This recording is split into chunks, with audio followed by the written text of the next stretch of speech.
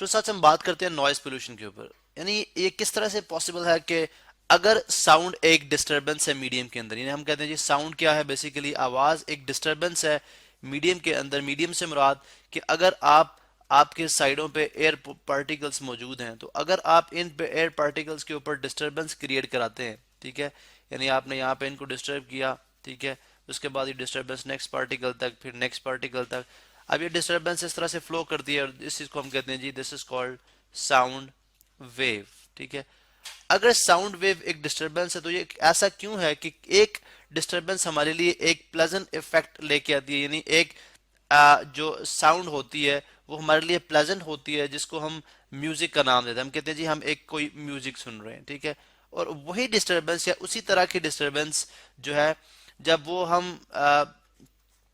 अगर वो हमारे लिए अनप्लेजेंट इफेक्ट, यानी अगर आप ये देखें तो यही हमारे पास डिस्टरबेंस है जो हमारे लिए जब अनप्लेजेंट इफेक्ट लेके आती है, ठीक है, तो हम उसको नेम देते हैं, ये हमारे पास क्या है जी, ये हमारे पास एक अनप्लेजेंट साउंड है, अनप्लेजेंट इफेक्ट दे रही है, इसलिए ये एक नॉइज है जिसको हम नॉइज पोल्यूशन भी कहते हैं। यानी इसकी मिसाल मैं आपको रियल टाइम ऐसे दे सकता हूँ कि अगर आप बाजार में होते हैं तो आपको गाड़ियों का हॉर्न, रिक्शों का हॉर्न, ठीक है, और मोटरसाइकिलों की जो हॉर्न्स होते हैं वो मिल मिला के एक अजीब सा एक इरिटेटिंग, यानी आप उससे तंग आ रहे होते हैं कि यार कितने शोर से मैं बाहर निकलूं। लेकिन जब आप घर में बैठ के एक ऊंची आवाज में एक सॉन्ग सुन रहे होते हैं तो उसमें आपको प्लेजेंट इफेक्ट आता है, उससे वो आप एंजॉय करते हैं, जबकि इससे आप जो है वो भागते हैं।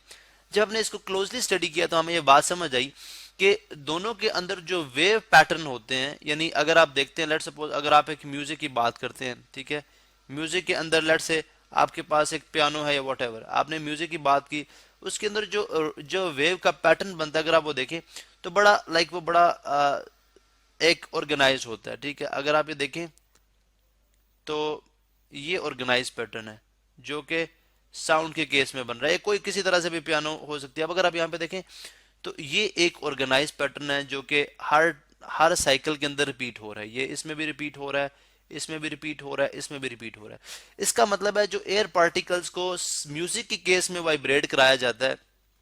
ठीक है, या वो जो डिस्टरबेंस क्रिएट की जाती है वो बड़ी एक पैटर्न के अंदर है, ऑर्गेनाइज्ड है, ठीक है, ऑर्गेनाइज्ड है, पैटर्न के अंदर है। यानी जब आप एक पार्टिकल को जो है राइट साइड पे कंप्रेस करते हो तो दूसरा पार्टिकल भी उसको राइट साइड पे कंप्रेस करता है, और ऑलमोस्ट इक्वल मैग्नीट्यूड के साथ। यानी अगर आप ये देखें तो ये वाला पैटर्न, ये वाला पैटर्न, ये वाला पैटर्न, ये वाला पैटर्न, ये बहुत सिमिलर है। थोड़ी देर के बाद आपका जो ईयर है वो उस चीज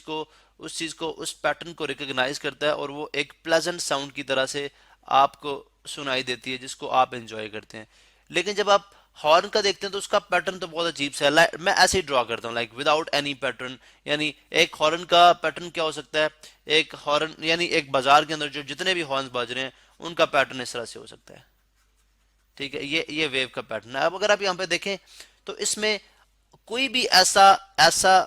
यानी हर साइकिल के अंदर वेव का पैटर्न डिफरेंट है। हर साइकिल के अंदर अगर देखते हैं तो वेव का पैटर्न जो है वो मुख्तलिफ है। तो इसका मतलब है कि जब आप मॉलिक्यूल्स को बेहंगम तरीके से, ठीक है, बेतरतीबी के साथ, यानी बेतरतीबी के साथ चलो यहाँ पे स्वेलिंग में ठीक लिख देता हूँ, बेतरतीबी के साथ जो है वो उनके अंदर डिस्टरबेंस पैदा करेंगे, तो डेफिनेटली वो जब आपका ईयर या कोई भी जो हियरिंग एड डिवाइस है, यानी आपके कान जब उसको इंटरप्रेट करेंगे, उसको रीड करेंगे, तो वो भी उसी तरह से अनप्लेजेंट तरीके से रीड करेंगे। यानी कि एक तरह आप एक ही कंप्रेशन होगी और कंप्रेशन का मैग्नीट्यूड थोड़ा सा, यानी अगर आप यहाँ पे मैं आपको दिखाऊं तो कंप्रेशन यहाँ पे आई, ठीक है, कंप्रेशन यहाँ पे आई, यहाँ पे रेयर फैक्शन बहुत चली नीचे चली गई, फिर कंप्रेशन आ गई, फिर कंप्रेशन आ गई, फिर रेयर फैक्शन, फिर compression, compression, rarefaction, compression, rarefaction. अब अगर आप यहाँ पे देखें, अब जो कि बज़ाहिर एक क्रैश ट्रफ की फॉर्म में होता है, लेकिन मैं जस्ट उसको एक इस फॉर्म के अंदर लिख रहा हूँ, ठीक है। तो अगर आप इस तरतीब के साथ मॉलिक्यूल्स के अंदर डिस्टर्बेंस क्रिएट कराएंगे तो डेफिनेटली वो एक आपके लिए अनप्लेजेंट इफेक्ट ही क्रिएट करेगा, अनप्लेजेंट इफेक्ट ही क्रिएट करेगा, जिसको आप अनप्लेजेंट इफेक्ट, जिसको हम जो है वो नॉइज कह देते हैं। अब यहाँ पे हमें देखना है कि नॉइज के डिसएडवांटेजेस क्या हैं, हम उनको भी स्टडी कर लेते हैं इसी के अंदर। अब अगर आप देखें तो हम जो नॉर्मली एक ह्यूमन के लिए जो कि आप जानते हैं कि डेसिबल जो है वो आपकी लाउडनेस का यूनिट है, यानी इंटेंसिटी लेवल जिसको हम बोलते हैं, या साउंड लेवल, इंटेंसिटी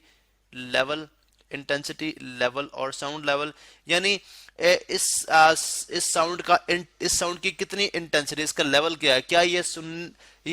हमारी जो रेंज है, यानी जितनी हमारी ह्यूमन ईयर एक आवाज सुन सकता है उस रेंज में आएगी ह्यूमन ईयर, ठीक है। अगर उस रेंज में आएगी तो क्या इतनी इंटेंसिटी की साउंड हम सुन सकते हैं, हमारे लिए अनप्लेजेंट तो नहीं है। तो हमने देखा कि जो इंटरनेशनल लेवल के ऊपर जो कि ह्यूमन के लिए रिकमेंड की जाती है या जो कि रिकमेंडेड है या जो अलाउड है वो है जी 85 टू 90, यानी अगर वो लोग जो फैक्ट्रीज में काम करते हैं, फैक्ट्रीज बहुत डिफरेंट तरह की साउंड प्रोड्यूस करा रही हैं जो कि बड़ी अनप्लेजेंट है और जो कि वर्कर्स हैं उनके लिए बड़ी प्रॉब्लम क्रिएट करते हैं, उनकी जो कुव्वत स्मार्ट है, यानी जो सुनने की सलाहियत है उसके अंदर वो कमी लेके आती हैं। अगर आपका एक्सपोजर इससे ज्यादा फ्रीक्वेंसी इससे ज्यादा इंटेंसिटी लेवल के साउंड के साथ होगा, यानी अगर आप 85 टू 90 डेसिबल तक अगर आप कोई साउंड सुन रहे हैं, ठीक है, और एक दिन में अगर आप 8 आवर्स वर्क कर रहे हैं तो इट इज फाइन। लेकिन अगर आप इससे ज्यादा साउंड की इससे ज्यादा इंटेंसिटी लेवल की आवाज सुनेंगे और 8 आवर्स से ज्यादा वर्क करेंगे तो आप बहुत अनकरीब है कि आप डेफ यानी आप बहरे होने के या टेम्परेरी जो डेफनेस होती है, यानी for the time being deafness, temporary deafness जो है वो आप उसका शिकार हो सकते हैं। इसके अलावा अगर आप देखें तो अगर आप शोर के अंदर, एक तो ये है कि आपकी जो वर्क की प्रोडक्टिविटी है, अगर आप जनरली देखें कि अगर आप एक बहुत ही शोर के अंदर कोई काम करें तो सबसे पहली बात है कि आपकी प्रोडक्टिविटी जो है वो डिस्टर्ब होगी, प्रोडक्टिविटी विल बी डिस्टर्ब, ठीक है। उसके अलावा दूसरा जो इफेक्ट होगा वो अगर आप देखें यहाँ पे मैं लिख देता हूँ जी डिस्टर्ब्ड। उसके अलावा एक और जो इफेक्ट हो सकता है इससे, मेडिकली ये बातें न सिर्फ इस तरह से बल्कि ये मेडिकली हमने ये बातें प्रूव की हैं कि वो लोग जो कि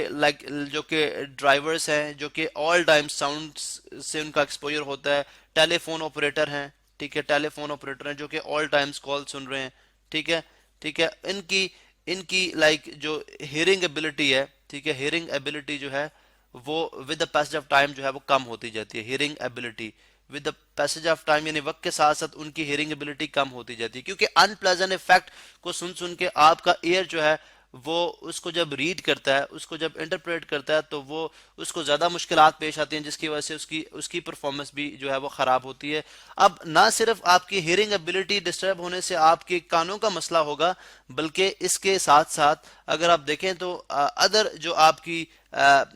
आपकी प्रॉब्लम्स है, जैसे कि हम यूं कह सकते हैं कि अगर आप जो है वो अब आपको ब्लड प्रेशर का मसला हो जाएगा, ब्लड प्रेशर का मसला हो सकता है, ठीक है, आपको हार्ट प्रॉब्लम्स हो सकते हैं,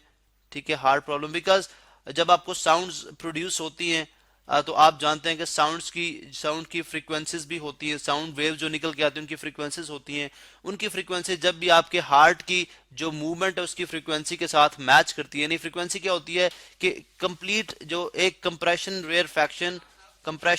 फैक्शन एंड देन कंप्रेशंस जब आपके पास आएंगी तो उन कंप्रेशंस के की वजह से एक वेव जो प्रोड्यूस बनती है, ये एक सेकंड में जितनी वेव पास करती हैं उसको हम फ्रीक्वेंसी कहते हैं। अब अगर ये फ्रीक्वेंसी आपकी हार्ट बीट के साथ मैच कर जाएगी तो उस केस में क्या होगा कि आपके हार्ट का जो कुछ रेजोनेंस की वजह से, आप जानते हैं कि रेजोनेंस हमने पढ़ा था, रेजोनेंस की वजह से उसकी हार्ट बीट जो है वो आपकी ज्यादा मतलब ज्यादा तेजी से धड़केगी जिसकी वजह से आपको हार्ट प्रॉब्लम भी क्रिएट हो सकते हैं। इन शॉर्ट के आपकी जो नॉइज पोल्यूशन है या नॉइज है जो कि एक अनप्लेजेंट साउंड है, अगर आप उसके सामने अपने आप को ज्यादा एक्सपोज करेंगे, उसके सामने ज्यादा आप लेके जाएंगे तो आपको बहुत ज्यादा जो है प्रॉब्लम्स जो है डेली लाइफ में फेस करने पड़ेंगे।